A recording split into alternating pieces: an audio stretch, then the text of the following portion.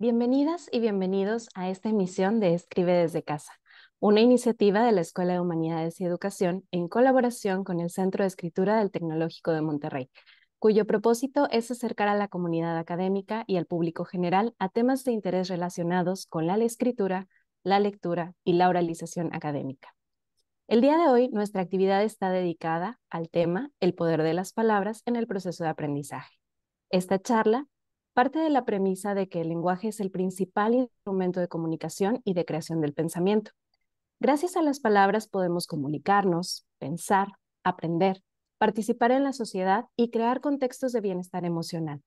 Por lo anterior, el día de hoy se dará respuesta a preguntas como ¿por qué la competencia en comunicación lingüística está en el corazón de la inclusión? ¿Cuáles son las claves para su desarrollo? ¿Cómo crear situaciones de aprendizaje memorables que despierten en el alumnado la pasión de aprender y de comunicarse cada vez mejor? Para hablar de este tema, contamos con la presencia de Pilar Pérez Esteve, a quien me permito presentar. Pilar es una docente con pasión por la educación, ya que tiene la convicción de que una buena educación cambia el futuro y el presente de todas las personas y especialmente de las más vulnerables. Ha impartido clases desde nivel básico hasta universidad durante más de 30 años. Ha representado a España en el Consejo de Europa, en el grupo de trabajo Language of Schooling, Plurilingual and Intercultural Education de la European y en la Agency for Special Needs and Inclusive Education. Dirigió el equipo que creó y desarrolló el centro virtual Lee.es para promover la lectura y el desarrollo de la competencia en comunicación lingüística en todos los formatos y en todas las áreas de conocimiento. En 2003 recibió en Buckingham Palace el premio English Speaking Union, Prince of Edinburgh por la categoría Highly Commended.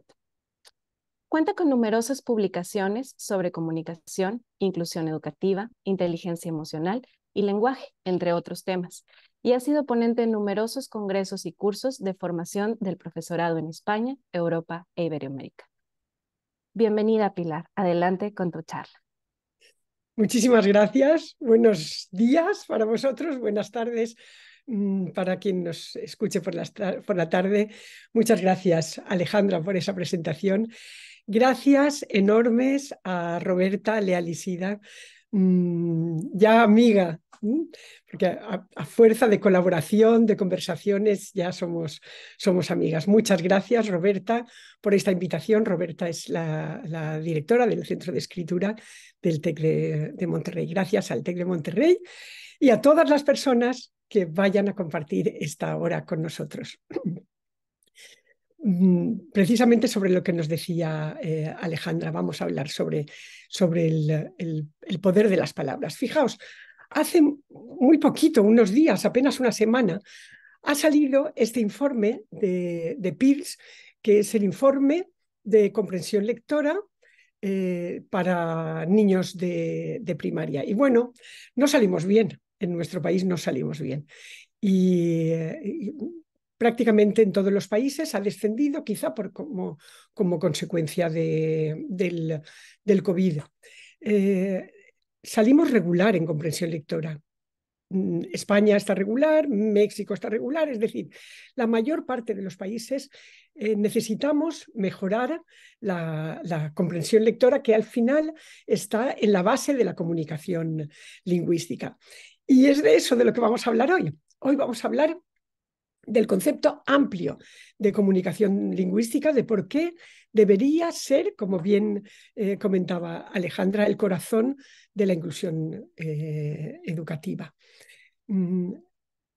¿Qué poder tienen nuestras palabras? Y sobre todo vamos a hablar de hacia dónde podemos orientar todos nuestros esfuerzos y cómo podemos hacer que esa competencia esté en la base de lo que trabajamos en nuestras escuelas. ¿Por qué la competencia lingüística está en el corazón de la inclusión educativa? Fijaos, la inclusión educativa es uno de los inmensos retos que tenemos hoy en educación. Avanzar sin dejar a nadie atrás, incluyendo a todos nuestros estudiantes. Y muchos de ellos se ven rezagados, se sienten rezagados precisamente porque les falta la herramienta fundamental o no tienen suficiente competencia en esa herramienta fundamental que es el lenguaje. El lenguaje, decía Vygotsky, que el pensamiento no se expresa simplemente en palabras, existe, porque existen las palabras. En la medida en que tenemos palabras, podemos pensar sobre lo que estamos aprendiendo, sobre lo que estamos haciendo, y es esencial que desarrollemos esa competencia en todos nuestros estudiantes desde que son muy chiquititos hasta siempre, porque es una competencia que nunca se agota. A mí me gusta poner esta imagen, porque recuerdo una conferencia que ahora os la voy a nombrar, de Isabel Solé, en la que decía: cuando una niña, un niño no sabe hacer una voltereta, se siente incompetente a veces, pero quien no comprende lo que lee, se siente incompetente todo el tiempo. Quien no comprende lo que lee, lo que se le explica, quien no comprende todo el peso inmenso que tiene el lenguaje en nuestras aulas, y no puede ser de otra manera.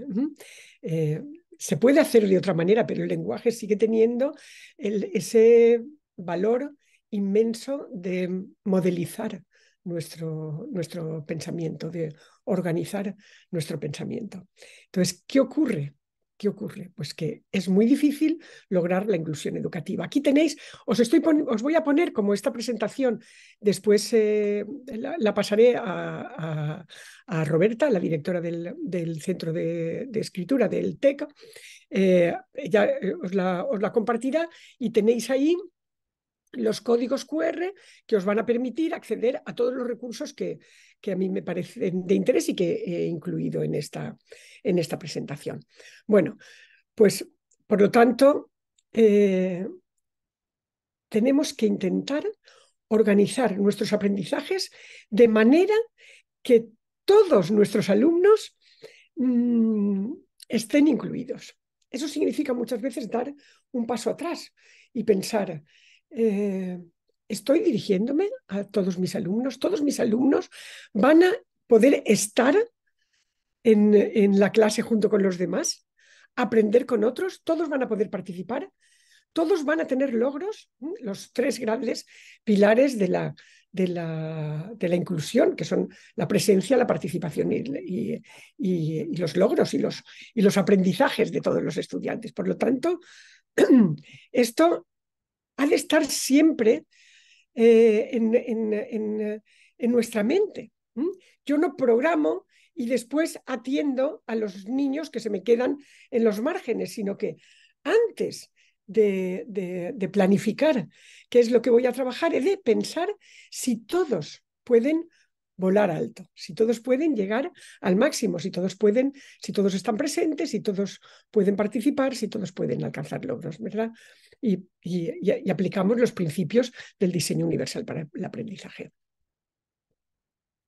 En este sentido, hemos de ser conscientes del poder inmenso que tienen nuestras palabras. Yo simplemente os voy a poner un par de lecturas que os pueden resultar, y luego tengo otros libros aquí preparados para mostraros si nos diera tiempo.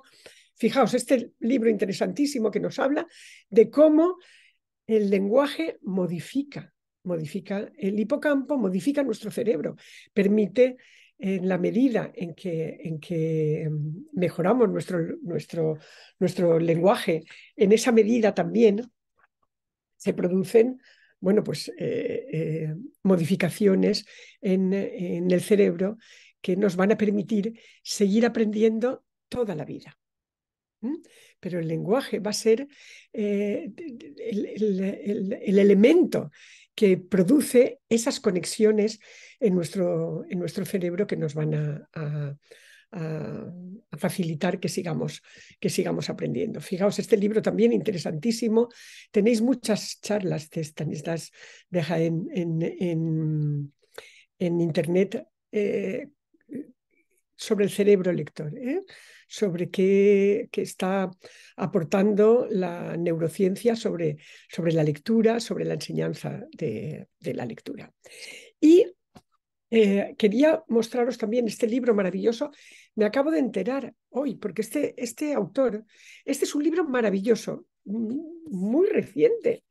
A ver, os voy a decir, se ha publicado en octubre del 22, estamos en mayo del 23, o sea, es un libro muy reciente. Me acabo de enterar hoy que ha fallecido esta semana este chico, este profesor maravilloso.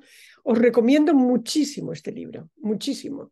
Fijaos, fijaos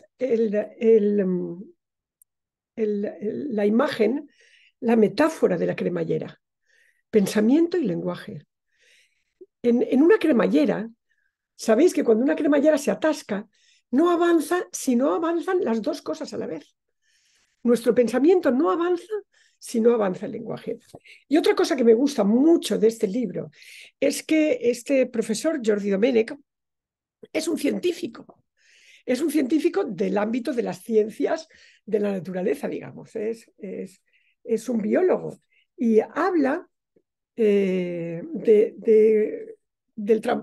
cómo no podemos enseñar ciencia sin el lenguaje que va asociado a la ciencia. Y este yo querría que fuera mi primer mensaje. La competencia en comunicación lingüística no es una tarea de los profes de lengua, de los maestros que enseñamos lenguaje.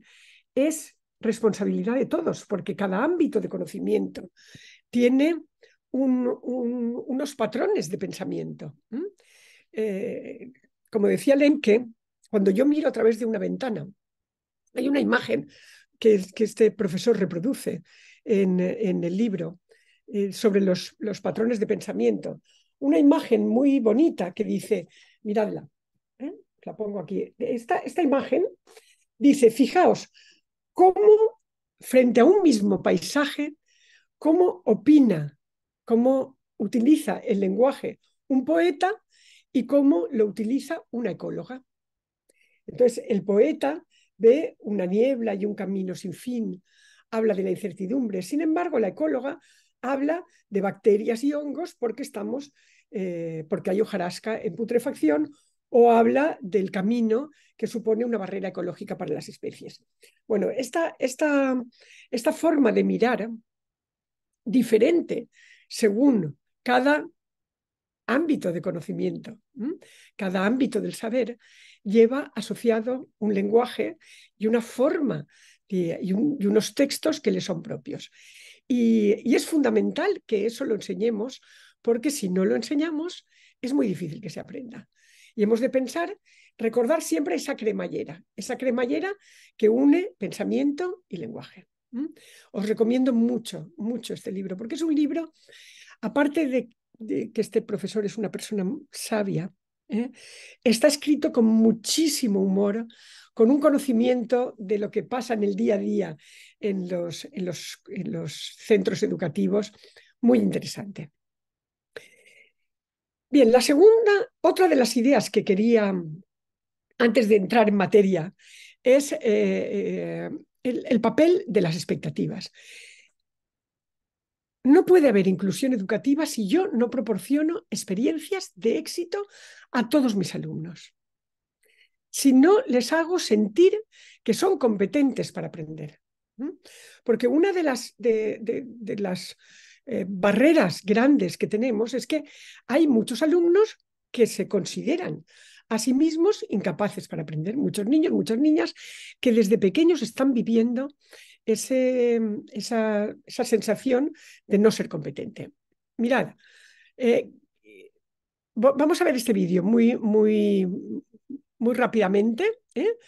Eh, sobre la indefensión aprendida. Seguramente lo conocéis. Yo hablo muchísimo de Martin Seligman, porque Martin Seligman, que es, digamos, que el padre de la psicología positiva, ha hecho, en mi Instagram tenéis algunos posts sobre cómo educar en el optimismo, en fin. Martin Seligman realizó esta experiencia que vamos a ver muy brevemente. Os voy a poner este vídeo.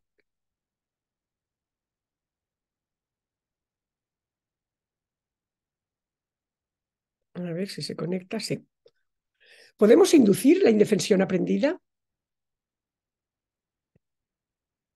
Biggest fear for an adolescent is written all the way throughout this text. The biggest fear of an adolescent, Jesse, not fitting in, is not fitting in. You talked about acceptance. Now, to understand how this happens and how this looks and what this feels like, I'm going to have to do an activity. This is an on your own activity, and just this is not to tax you. These are easy things. This is just to kind of get you feeling what we're going to go over. So everybody, if you would take out a short piece of paper.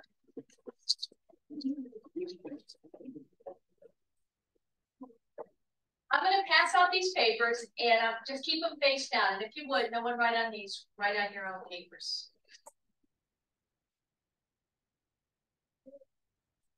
Keep them face down. Yeah.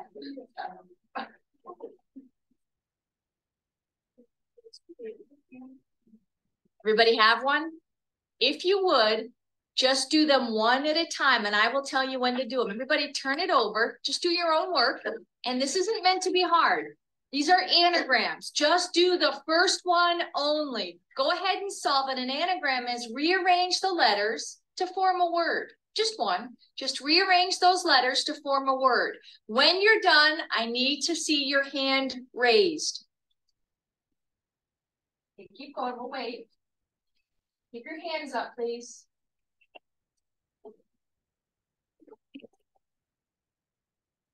Just do number one. Don't go on. Don't go on.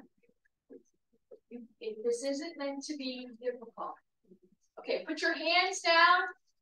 Let's just go to number two. Don't even worry about number one. Go to number two. Solve that one. Again, when you're done, I want to see your hands up. Everybody's hands down. We're going to go ahead and do number three. For number three, rearrange the letters, and as soon as you do, go ahead and put your hand up.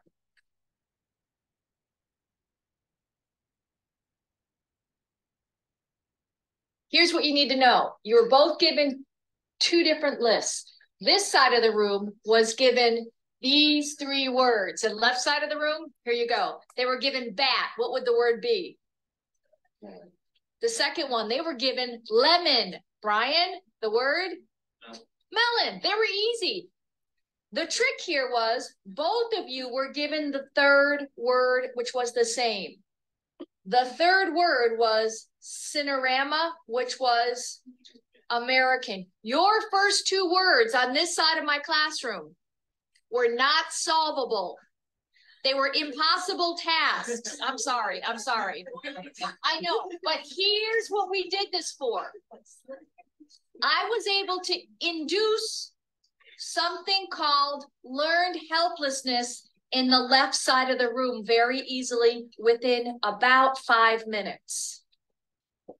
I want you to think about what happened to you, this left side of the room, when you saw the right side of the room raising their hands because they already had the task done. What happened to you during that time? Jory? I felt stupid. You felt stupid? Yeah. Okay. I felt rushed. Felt rushed? Joelle? I was even more confused. You were even more confused because they all got it and you were still struggling. Chelsea? Frustrated. Frustrated. What happened by the time you got to the third word? Because I'm here to tell you, this side of the room is not significantly more intelligent than this side of the room. That was a random assignment. So what happened to show the differences? Why did you have more of a difficult time with the third word, which was the exact same word? Brian? My confidence was shot. What you experienced was a term called learned helplessness. How many have heard of the term before? Let me see your hands.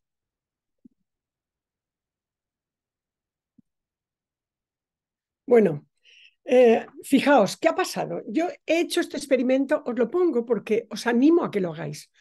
Os animo a que lo hagáis porque es muy relevante para todos los docentes que sepamos que cuando una persona ha sufrido a lo largo de mucho tiempo esa sensación de que los demás aprenden y yo no aprendo, después ni lo intenta.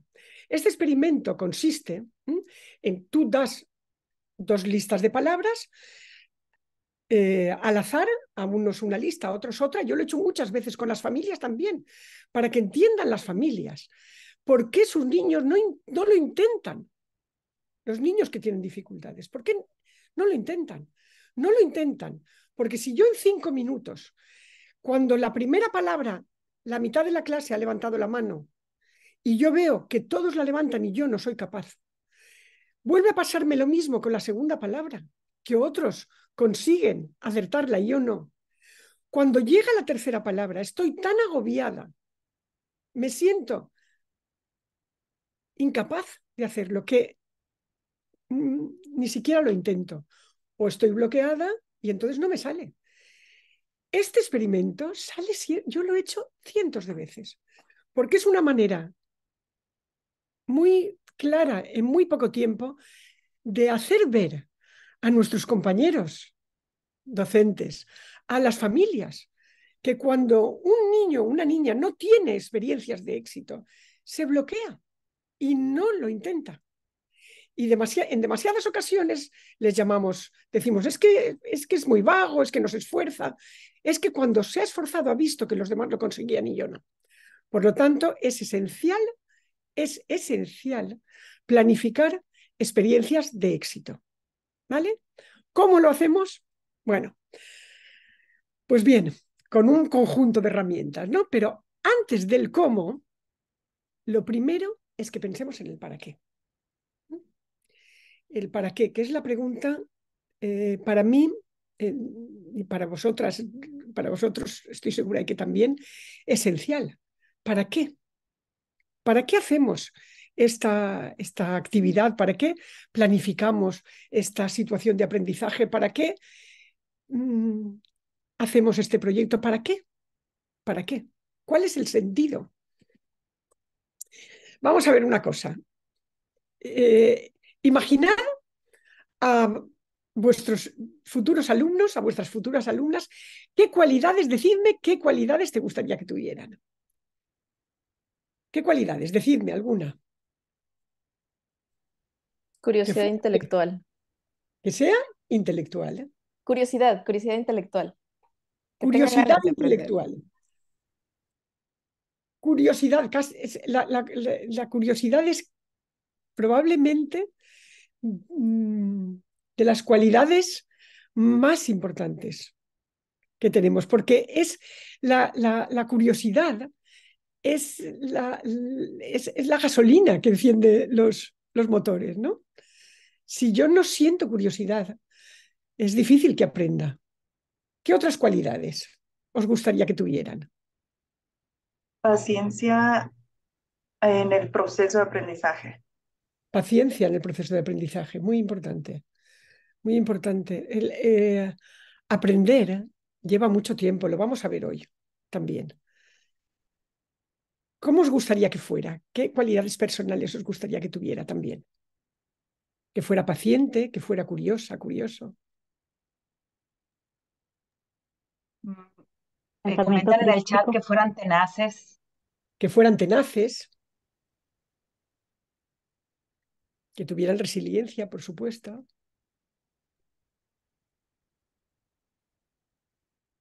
Investiguen más, dice otro comentario. Que investiguen, sí. Que les guste leer. Que sean buenos lectores. Que sean personas solidarias. Tengan escucha activa, que pongan atención. Que tengan escucha activa. La base de todo, la base de la comunicación es la escucha. Yo imparto comunicación en la UNIR, la asignatura de comunicación, y siempre les digo, la base de la comunicación es saber escuchar. Y trabajamos muchas estrategias. Bueno, fijaos.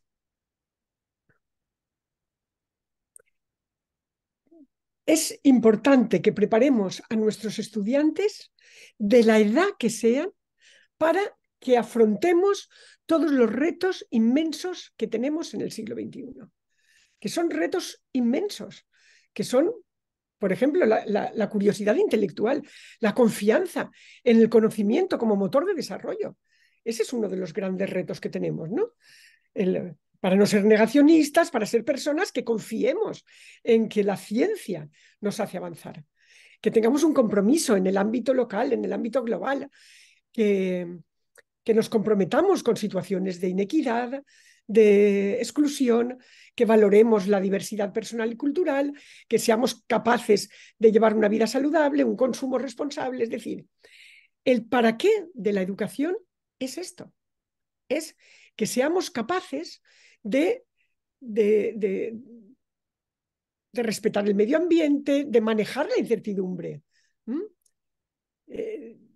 de tener un uso ético y responsable de lo digital. Ahora con la inteligencia artificial, pues cada vez estamos...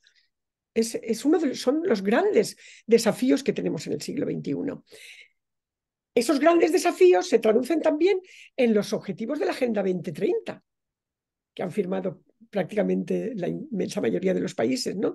En los ODS, en los Objetivos de Desarrollo Sostenible. Por lo tanto, cuando nosotros preparemos un proyecto, una situación de aprendizaje, hemos de pensar, ¿esto está contribuyendo a formar esas ciudadanas y ciudadanos capaces de afrontar los retos del siglo XXI?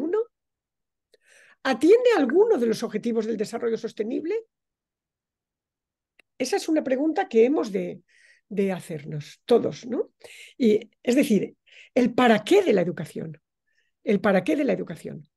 Porque a veces hacemos actividades y actividades y actividades que no está muy claro, que está claro el contenido concreto que están trabajando. Está claro que yo estoy trabajando un aspecto gramatical, ortográfico o un contenido científico. Pero eso lo enmarco en algo de un rango muy superior, que son los grandes retos que tenemos en el siglo XXI. ¿Está asociado a alguno de los objetivos de desarrollo sostenible? Si lo está, adelante. Si no lo está, vamos a reformular lo que estemos haciendo para que eso que estamos haciendo sirva a ese, en nuestro currículo le llamamos el perfil de salida de los alumnos, ¿no? Que son esos grandes retos que tenemos ahora mismo socialmente. Y vamos a enfocar en alguno de esos objetivos. Os he puesto este código QR que tenéis ahí en esa esquinita. Lo he añadido en esa esquina porque es una web muy interesante que hace referencia a cada uno abres esa web y te dice, bueno, pues vamos a ver el objetivo número 11, el de ciudades y comunidades sostenibles, por ejemplo. Y ahí nos proponen un montón de vídeos, de recursos, de materiales ligados a ese objetivo, que siempre tiene relación con otros, obviamente, pero en concreto con ese objetivo. ¿Vale? Bien. Pues ahora sí que vamos a ir con el cómo.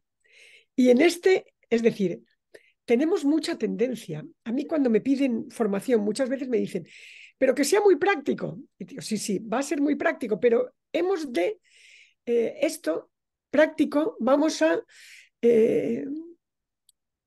dar un pasito atrás y pensar en si es inclusivo, si genera altas expectativas, si atiende a los grandes retos del siglo XXI, si está alineado con la Agenda 2030, con los ODS, con los objetivos. Y entonces ya vamos al cómo. Y vamos a hablar de las situaciones de aprendizaje. Aquí en este artículo que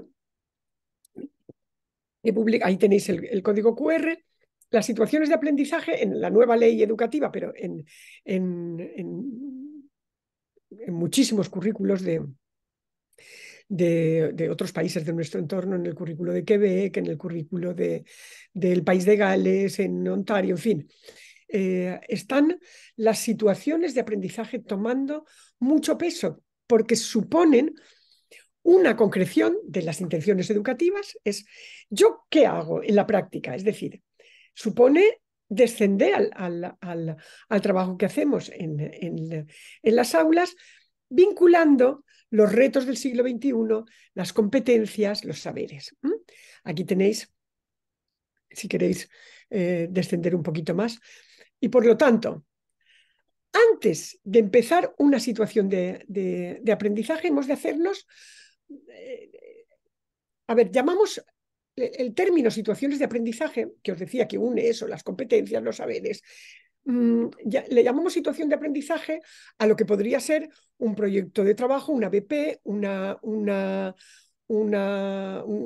aprendizaje de servicio, que tiene en cuenta esos grandes retos del siglo XXI y los ODS.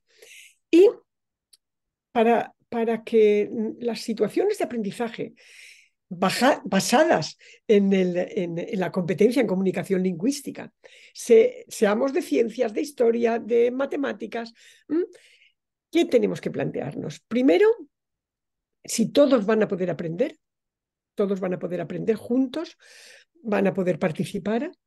Es decir, si hemos previsto diferentes formas de acceso, diferentes formas de comunicación, diferentes niveles, cómo vamos a organizar los grupos cooperativos para que todos tengan su espacio y todo el mundo se sienta competente, porque ese sentimiento de competencia es la base del bienestar emocional.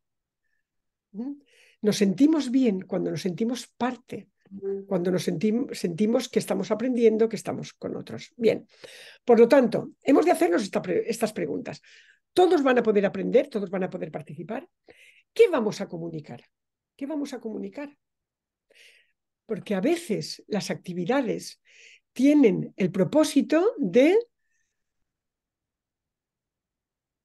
ir a parar a la carpeta del alumno o de rellenar 2 páginas del cuaderno de los alumnos, al menos en mi país. Por lo tanto, lo que estamos aprendiendo tiene que ser comunicado a los demás, a una audiencia y a una audiencia real, a quien nos dirigimos y con qué formato, qué género textual, qué registro, cómo vamos a presentarlo, a defenderlo. Vamos a ir paso a paso en cada uno de estos aspectos. Por lo tanto, vamos a ver 6 claves. La primera clave es que crear contextos significativos. Crear contextos significativos. Fijaos, esto remite al sentido de la escuela, al sentido de la educación. Todos los cambios tecnológicos que estamos haciendo hacen que nos tengamos que replantear, por supuesto, el qué aprendemos, el cómo aprendemos, pero también el cuándo aprendemos y el dónde aprendemos. Hemos de tener en cuenta que cada vez más nuestros estudiantes de todas las edades aprenden en contextos formales e informales y que el aprendizaje es aprendizaje a lo largo, también a lo ancho de nuestra vida. Como dice César Coll y Elena Martín continuamente, a lo largo y a lo ancho de nuestra vida. Y a veces estamos perdiendo un poco el sentido de la escuela. Los alumnos no saben muy bien qué hacen, más allá de hacer lo que se les dice. Y es muy relevante que lo que aprendan sea significativo para ellos, sea significativo. Que creemos esos contextos que les hagan tener ganas de ir al colegio, tener ganas de participar, de aprender, porque se les está teniendo en cuenta y están haciendo cosas que les están pareciendo relevantes para su formación. Por lo tanto, lo primero sería el sentido, la creación de contextos significativos. Daos cuenta, si es importante esto, que en las últimas ediciones de PISA, sabéis que PISA te plantea un texto, igual que Peirce. Te plantea un texto y te hace preguntas sobre el texto. Claro, un texto sin contexto no tiene mucho sentido. No tiene mucho sentido. Entonces, ahora, ¿qué ha incluido PISA? Los escenarios de lectura. Lo sabéis muy bien, lo hemos hablado eso, Roberta y yo, algunas veces, de cómo ha cambiado y antes del texto pone un escenario de lectura. Y en este caso, por ejemplo, aquí tenéis también las pruebas que podéis Es muy interesante analizar las pruebas de comprensión lectora que naturalmente evalúan la comprensión, no enseñan a comprender. Pero viendo cómo se evalúa la comprensión, nos podemos imaginar cómo deberíamos enseñarla, que es lo que vamos a ver en estas 6 claves. Bien, dice, por ejemplo, antes de empezar a analizar unos productos de lácteos, dice, en algunos lugares como Estados Unidos el consumo de leche de vaca es frecuente. Imagina 3 estudiantes que están en una cafetería y el propietario ha colocado un cartel en la ventana que dice: a partir del 5 de abril no serviremos leche de vaca en este establecimiento. En su lugar ofreceremos un sustituto de la leche hecho de soja. Ana, Christopher y Sam tienen curiosidad por saber por qué la cafetería dejaría de servir la leche de vaca, de modo que hace una búsqueda en Internet con su smartphone sobre la leche de vaca y empiezan a encontrarse los textos. Es decir, no les damos los textos a los alumnos porque sí, sino que creamos un contexto que haga que la lectura, que leer, que escuchar, que comprender, que utilizar el lenguaje tenga un propósito, ¿de acuerdo? Es decir, esa es la importancia de crear contextos, que sean relevantes para nuestros alumnos. La siguiente cosa importantísima, un desafío alcanzable por todos. ¿Por qué aprendemos? Antes lo decía Citali Rivero, porque tenemos curiosidad, porque la curiosidad es el motor que nos lleva a aprender. Los desafíos, los retos. ¿Cómo aprende un niño? Porque tiene un desafío, porque quiere conocer algo. A veces la escuela mata la curiosidad, porque todos han de hacer todo lo mismo, en el mismo tiempo, de la misma manera. Eso no es educar para el siglo XXI, ni educar para hoy, ni hacer de la escuela un lugar agradable. Por lo tanto, el punto de partida de esa situación de aprendizaje, que ha de tener un contexto, ha de ser un desafío, alcanzable por todos. Fijaos, ¿qué es un desafío? Yo cuando trabajo con los centros les digo, vamos a ver, ¿qué podría ser un desafío? Pues depende de la edad que tengamos, depende de la materia que estemos enseñando, pero por ejemplo, ¿qué podemos hacer para tener amigos? ¿Qué podemos hacer para que nuestro parque sea más bello? ¿Qué podemos hacer para cuidar el planeta? ¿O qué pasaría si no tuviéramos pulmones? ¿Qué pasaría si no tuviéramos esqueleto? ¿Qué pasaría si cada país utilizara un sistema de medida? Hay colegios que ya tienen buzones en los coles donde los niños ponen, en los coles y en sus aulas, en sus clases, en sus salones de clase, en donde ponen preguntas que se hacen. Preguntas que se hacen. ¿Por qué no invitamos a los niños a hacerse preguntas poderosas? ¿Por qué no partimos de preguntas poderosas? Podemos vivir, en vez de decir, el papel de las proteínas. Y entonces los niños estudian características de las proteínas. ¿Por qué son importantes las proteínas?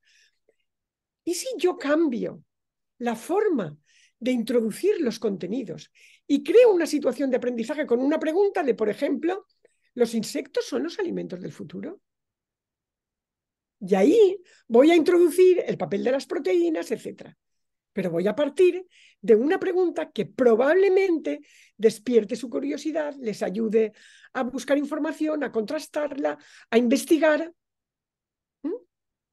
Mucho más interesante que si digo características de las proteínas. Que no es que no hay que haya que el trabajo competencial relegue los saberes. Esa es una falsísima dicotomía. No hay competencias sin contenidos, sin conocimientos. No existen las competencias. Lo que ocurre es que los saberes están al servicio de las competencias. Por lo tanto, el punto de partida, bien, ya han hecho esa pregunta los alumnos, ¿de acuerdo? Se han hecho una pregunta. ¿Qué hacemos con esa pregunta que se han hecho? ¿Qué hacemos con esa pregunta? Creamos les invitamos a que creen un producto, a que piensen en qué vamos a hacer. Yo tengo esa pregunta, ¿yo qué voy a hacer? ¿Voy a hacer una explicación? Porque ¿qué es un producto final? ¿Qué es un producto final? Los alumnos tienen que hacer un producto final. Un producto final, esto lo sabe muy bien, lo sabéis todas las personas que me estáis escuchando, pero muy bien, Roberta, porque lo hemos hablado muchas veces. Es un género textual. Os recomiendo muchísimo este libro de Felipe Zayas, nuestro maestro, desde luego el maestro de Roberta y mi maestro, y el de tantísimas generaciones de profesores que hemos aprendido de él y con él. Bueno, ¿qué géneros textuales? ¿Qué géneros textuales?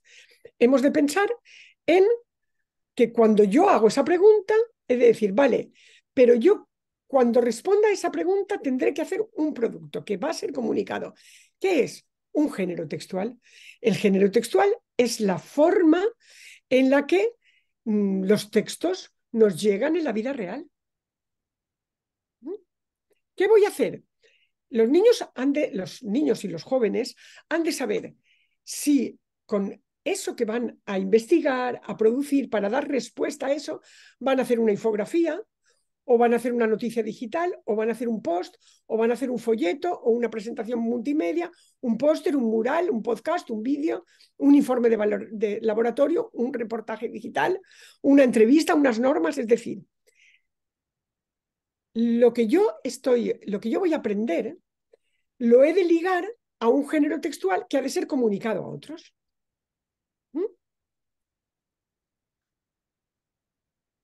¿Qué son las tres cosas fundamentales que nosotros deberíamos enseñar desde que los alumnos son muy pequeños hasta el final de la educación? Les hemos de enseñar a narrar, a explicar y a argumentar. Son los tres aspectos fundamentales, porque son los que van a necesitar en su vida social. Van a tener que contar cosas a los demás, van a tener que explicar, van a tener que argumentar. Fijaos, el otro día estaba con Montserrat Vila, que es una de las profesoras que mejor trabaja el oral, dábamos las dos una conferencia en unas jornadas, y ella ponía este ejemplo, decía, hay maestras que son capaces de contar unas historias, unos relatos, unos cuentos maravillosos a sus alumnos, que son excelentes narradoras. Y sin embargo, cuando están en una reunión de profesores, les cuesta mucho explicarse o les cuesta mucho argumentar. Porque no todos somos igualmente competentes en unas destrezas que en otras. Y tenemos que trabajar todas ellas, porque requieren destrezas distintas, aprendizajes diferentes, estrategias distintas. Y tenemos que focalizar en todas ellas. Vamos a ver algunos ejemplos. El papel de los modelos. El papel de los modelos. Yo odio esa forma a veces que decimos, escribe lo que has hecho en el fin de semana. Sin un modelo, sin un... Eso así no se enseña a leer y a escribir. Como no se enseña a nada. Nosotros no podemos aprender a conducir si no es de la mano de alguien que nos enseña a conducir. No podemos cocinar si no es de la mano de alguien que nos enseña a cocinar. No podemos aprender a escribir bien, a explicarnos bien, a argumentar bien, si no es con un modelo. A partir de modelos. No podemos dejar a nuestros alumnos. Trabaja, haz una entrevista, por ejemplo, a un científico. Si no partimos de buenos modelos que puedan analizar, no podemos hacer un informe de laboratorio, no podemos hacer una infografía, no podemos hacer un cartel sin esos modelos. Por lo tanto, el papel de los modelos y las destrezas de compresión y de producción son esenciales. Sería la cuarta clave. Voy a poner este ejemplo que quizá ya me lo habéis escuchado, Roberta seguro que me lo ha escuchado, pero como cabe en una pantalla lo suelo poner. Fijaos, cuando yo estoy enseñando el poder de la publicidad, de la argumentación en la publicidad, y enseño este cartel, estoy diciendo a los alumnos, esto es una argumentación. Esta argumentación tiene el propósito de que contribuyamos a esa fundación, la Fundación Affinity, en defensa de los animales, para que no abandonemos a los animales. Pero en esa argumentación hay una narración. En muchísimas argumentaciones hay narraciones, especialmente en la publicidad. Hay narraciones. Aquí nos están contando la historia de este perro que lo compraron en unas navidades, por ejemplo, ¿no? Y tengo que enseñar a mis alumnos a ver que en esa argumentación hay narración, porque los textos siempre son híbridos. En todas las narraciones hay descripciones también, en muchas, en buena parte de las narraciones hay descripciones, ¿verdad que sí? Es decir, nunca la narración, la argumentación, la explicación es pura, siempre está mezclada con otras prácticas, con otras formas con otros tipos de texto. Pues bien, la narración suele llevar argumentación. Si yo he enseñado a mis alumnos a que me cuenten, si son pequeños lo pueden hacer, esto se puede hacer desde que son muy pequeñitos, a que me cuenten cuál es la historia que puede haber detrás y mostrarles cómo contar esa historia. Cuando yo les cuente esta historia, cuando les vuelvo a mostrar este póster, sabrán entender la narración que hay detrás. De nuevo, es un texto argumentativo. Fijaos, ¿por qué? Porque me está queriendo convencer de que yo colabore con esta organización no gubernamental que es ACNUR, de ayuda al refugiado. ¿Y cuál es el lema? Ponte los zapatos de un refugiado. ¿Por qué? Para dar el primer paso. ¿Y qué historia nos cuenta? Probablemente nos cuenta la historia de una niña, un niño, porque son zapatillas de alguien muy joven, cuidadoso, cuidadosa, porque aunque las zapatillas están deterioradas por el largo camino, nos cuenta esa historia del largo camino, observamos pues ese cuidado en el color. Cuando yo les haga analizar este otro cartel de una campaña de la Organización Nacional de Ciegos, esto nos permite poder ver la historia que hay detrás. Y lo mismo con la Coca-Cola.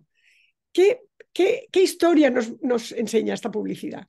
Fijaos, los vecinos unidos porque les gusta esto. ¿Veis? Nos está contando una historia para convencernos de que compremos, de que toda la publicidad de una ONG y también la publicidad de un banco nos cuenta historias, ¿eh? Tus sueños, en fin. Aquí tenéis mi tablero de Pinterest con montones de carteles que podéis acceder para que veáis el enorme poder de las palabras de las historias que cuentan la publicidad. Aquí también tenéis voy a ir un poquito más rápido porque Fijaos, este es un ejemplo de situación de aprendizaje. Esta situación de aprendizaje, que se llama te damos la voz, te damos la palabra, salió por un análisis del contexto. Los alumnos de un colegio estaban teniendo actitudes cada vez más racistas porque estaba llegando a su instituto, mucha inmigración. Entonces nos planteamos, ¿qué podemos hacer? Y a través de este álbum ilustrado sin palabras maravilloso de Isa Watanabe, nos planteamos dar voz, poner palabras a todos los personajes. Por equipos elegían personajes, se informaban junto con los compañeros de historia de cada país, porque qué hacía que cada uno de esos personajes que provenían de un país distinto hiciera ese recorrido tan tremendo para llegar a, bueno, para perseguir un sueño. Y ¿cuál era el final, el producto final? El producto final es un vídeo en el que los estudiantes locutan ese cuento, interpretando lo que ellos consideran que han vivido esos personajes. ¿De acuerdo? Fijaos, aquí tenéis un ejemplo que os lo voy a dejar, que hicimos Felipe Zayas y yo, podemos utilizar esas campañas publicitarias para hacer ver que en la argumentación hay narración, pero también para hacer una campaña publicitaria. Entonces, ¿cómo planteábamos que se tienen que plantear los alumnos de qué van a convencer? ¿Cómo van a convencer? Y empezábamos por que se hagan una pregunta. ¿Qué conducta queremos promover en el público? Fijaos que ahí está en el público al que nos vamos a dirigir. ¿Qué conducta queremos promover? Por ejemplo, erradicar el maltrato animal, adoptar mascotas en vez de comprarlas. ¿Qué conducta queremos? ¿Cuál es nuestro objetivo? ¿Cómo vamos a hacer un cartel impactante? Y les damos las técnicas de persuasión.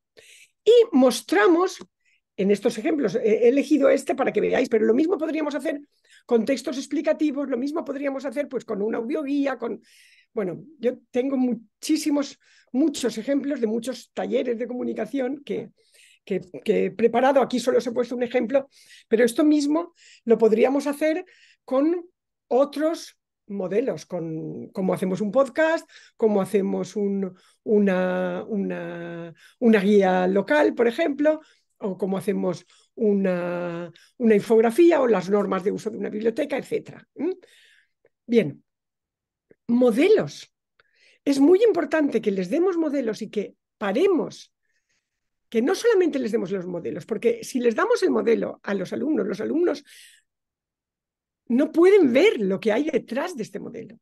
Entonces tenemos que explicar cuál es el papel de los eslogans, qué argumentos se utilizan, cuál es el papel de las imágenes, de los logotipos, qué peso tienen las tipografías.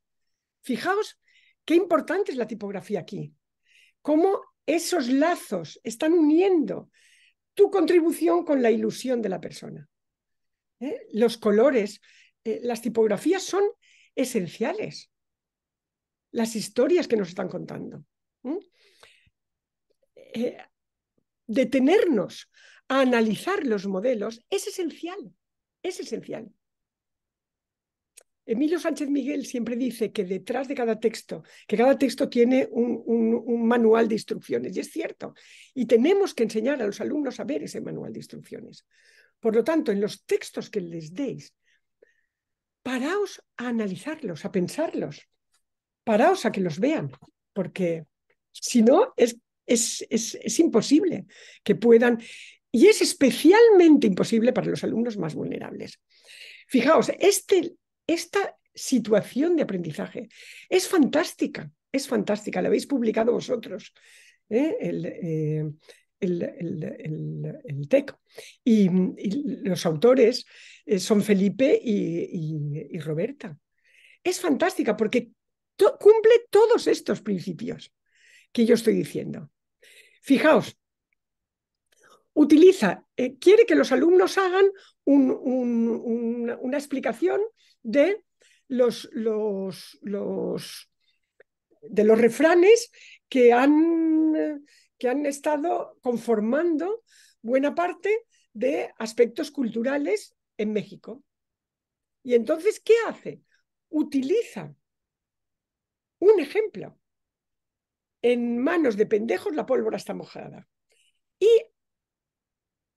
ayuda a los alumnos a prestar atención a todos estos aspectos. A todos estos aspectos. Es es fantástico esta publicación. Es realmente, realmente buena porque cuando tú ya tienes ese ejemplo, puedes trasvasarlo a otros ejemplos. Puedes decir, vale, yo aquí lo que hemos hecho ha sido un glosario que yo comparto sobre el peso en la transmisión cultural de los refranes. Pero yo podría decir, voy a hacer una entrevista para ver el peso que tiene, pues no sé, una mujer científica. Y entonces analizo ese género textual para que los alumnos puedan hacer lo propio, en este caso, con otro refrán que busquen. Fijaos, es interesantísimo porque tiene un contexto, en este caso el valor cultural de los refranes. Hay un producto que los alumnos conocen desde el primer día. Un producto. Los alumnos no aprenden para meter folios en su carpeta, para escribir en su cuaderno, para rellenar. Aprenden para elaborar un producto que ha de ser compartido. ¿Y qué es lo que hacen? Un refranero comentado.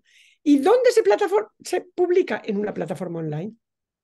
Fijaos, es maravilloso porque les hace que analicen los actos de habla, que son distintos en cada refrán. No todos los refranes, como no todas las noticias, o como no todas los informes, o como no todas las infografías, tienen las mismas características.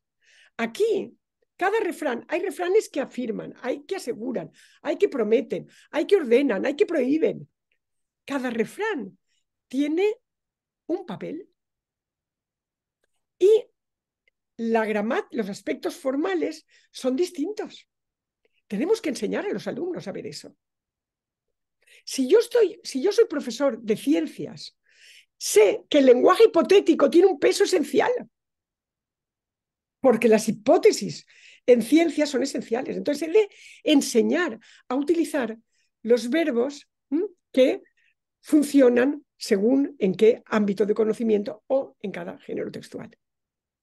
Eso, he de enseñar el papel de los modelos, es esencial. 5. Los saberes del currículo.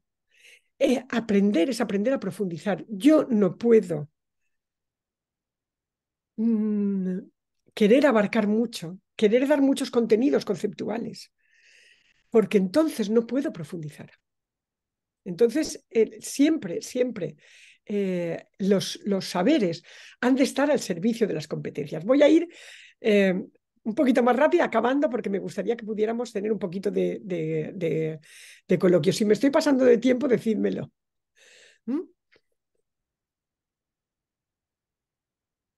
Y esta es la sexta clave, que es la más importante, que es hacer visibles los aprendizajes. Hacer visibles los aprendizajes es el sentido fundamental de la escuela. El sentido fundamental de la escuela no es hacer cosas, es pensar, es enseñar a pensar sobre la acción. No es la acción, es sobre todo pensar sobre la acción. No es, por lo tanto, solucionar problemas. Es entender por qué estoy solucionando ese problema, cómo lo estoy haciendo. Es desarrollar estrategias metacognitivas. Enseñar a los alumnos a reflexionar sobre los aprendizajes. Eso es lo esencial. Hacer visible. Yo os recomiendo muchísimo que leáis a John Hattie, muchísimo. Mirad, este libro, por ejemplo, sobre el feedback, sobre cómo yo voy ajustando lo que van haciendo nuestros alumnos, haciéndoles reflexionar sobre lo que están haciendo a lo largo del proceso. Es esencial y es esencial siempre, pero es mucho más esencial con alumnos vulnerables, con niños que en un momento determinado tienen más dificultades. Por eso yo, por ejemplo, el feedback es el enseñarles con mis preguntas a aprender a aprender. Puede estar más dilatado con niños que tienen altas capacidades. Pueden seguir hasta que se den cuenta, no, esto no va por aquí. Pero con alumnos más vulnerables tiene que ser una intervención muy constante para ir generando esas experiencias de éxito. No dejar a que ya esté completamente perdido. Porque eso les pasa a muchos niños. Es que ya hace 2 meses que no sé por dónde íbamos. Hace 2 horas y yo ya no me estoy enterando. Yo ya he perdido el ritmo. Es decir, ese desarrollo de las estrategias metacognitivas es esencial. Mirad, algunas preguntas. ¿Cuándo sabemos que un niño que un estudiante de cualquier edad está desarrollando esas estrategias metacognitivas? Cuando puede decir, ¿puedo explicarlo con otras palabras? ¿Tú podrías explicar esto de una forma diferente? ¿Puedes explicarlo de otro modo? ¿Me puedes poner un ejemplo? ¿Yo podría explicárselo a otra persona para que lo entienda mejor? Hemos de pararnos y detenernos en este tipo de preguntas. ¿Puedo utilizar lo que he aprendido a otras situaciones? Fijaos, cuando yo les he puesto el ejemplo, el cartel que os he puesto antes de este perro, por ejemplo, abandonado, de esta historia que nos contaba la publicidad, cuando yo les pongo tu ilusión es mi ilusión y les pongo a una niña que tiene un implante coclear y está tocando el violín, la publicidad de la ONCE es que esa niña ha cumplido su sueño, esa joven ha cumplido su sueño. Gracias a... ¿Qué historia me puede contar? Entonces, cuando yo he educado la mirada a través de los ejemplos y de las preguntas pertinentes, y le he dedicado tiempo y he dejado a los alumnos hablar y pensar individualmente, por parejas, en grupo, primero individualmente, después contrastándolo con su pareja, después en un grupo que yo conformo. Bueno, cuando yo le digo, ¿esto lo podrías aplicar a otra situación? Y entonces sé que están haciendo aprendizaje significativo. ¿Cuándo lo podrías aplicar? ¿Puedes explicar por qué lo que has aprendido es importante? Porque probablemente, si lo que ha estado haciendo es rellenar huecos, no podrá explicar por qué eso es importante. Porque quizá es que eso no sea importante. ¿Puede explicar cómo ha aprendido? ¿Puede explicar cómo sabe que esa información es fidedigna? ¿Por qué no se ha quedado con la primera fuente que ha encontrado? ¿Cómo puede explicar esta información que yo he utilizado es fiable? ¿Por qué? Lo sabe. ¿Por qué lo sabe? Es que es eso a lo que hemos de enseñar a nuestros alumnos. Ese es el poder del lenguaje, que yo soy capaz de explicar a otros por qué sé que esa información es fidedigna. Puedo hacer un esquema, un dibujo, un mapita conceptual que organice mi pensamiento. Cuando yo me paro y unos niños están trabajando, les digo, ¿cómo sabéis que lo estáis haciendo bien? ¿Cómo sabéis que lo estáis haciendo bien? Yo siento que controlo mi conocimiento. Todas estas preguntas hemos de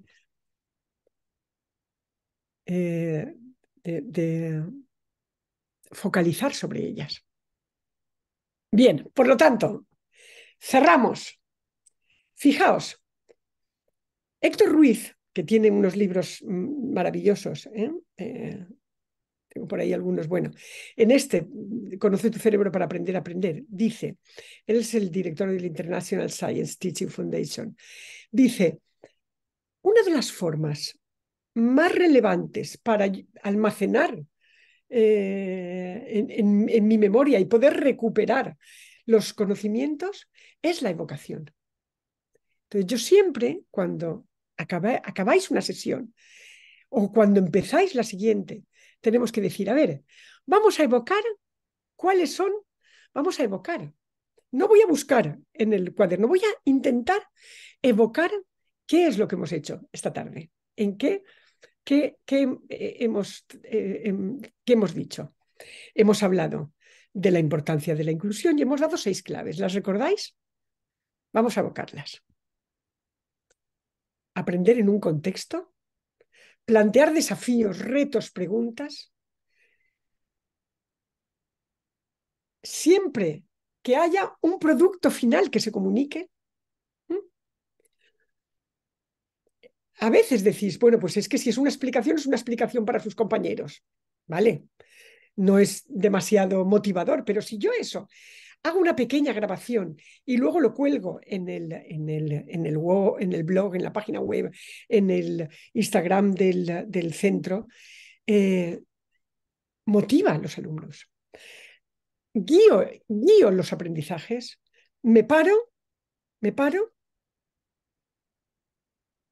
muestro modelos, hago que miren esos modelos, focalizo la atención, pongo los saberes al servicio de las competencias, la reflexión está presente todo el tiempo.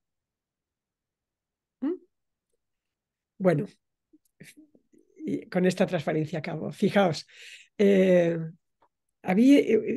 leí este artículo hace muy poquito, el mes pasado, y decía, de esta manera los chavales dicen que la clase se les pasa muy rápida. Trabajar de esta forma es probablemente la mejor manera de implicar a todo nuestro alumnado, de hacer que se sientan competentes, que se sientan autónomos, y ese sentimiento de competencia, de que soy capaz, de que puedo aprender con otros, que importa lo que yo hago, hace que vayan a los centros con ganas, despierta su curiosidad y crea entornos de bienestar emocional. Y eso es lo que despierta la pasión, la curiosidad que decíais, la pasión de aprender y también la pasión de enseñar, de la que estamos, que necesitamos esa pasión de enseñar. Así que bueno, muchas gracias y bueno, creo que me he pasado un poquito del tiempo, no sé si podremos tener unos minutos para conversar, no sé.